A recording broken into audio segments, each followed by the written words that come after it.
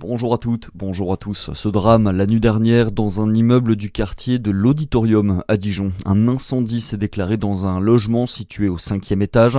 Une cinquantaine de pompiers en tout ont été mobilisés pour lutter contre le feu et pour évacuer les résidents. Dans l'appartement sinistré, les soldats du feu ont retrouvé un homme, il n'a pas pu être sauvé. 3 autres personnes ont dû être hospitalisées suite à des intoxications liées aux fumées. Un prêtre de Saône-et-Loire condamné pour viol sur mineur et pour agression sexuelle. Ce membre de la communauté de Saint-Jean était poursuivi pour des faits qui remontent aux années 90 et commis en France et au Cameroun. Le prévenu a entièrement reconnu les faits dès le 2e jour de son procès.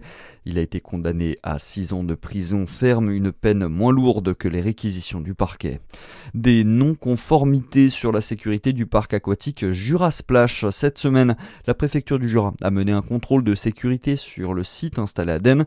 Plusieurs de ces structures gonflables n'étaient pas en règle, de quoi prononcer leur fermeture pour 3 mois, le temps de faire les modifications nécessaires.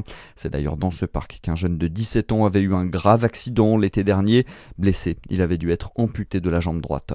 Dans l'actualité, également, des rassemblements ont eu lieu dans près de 80 villes hier. La mobilisation continue un peu partout en France contre les violences sexuelles faites aux femmes et aux enfants après la mort de Liana dans le Gers.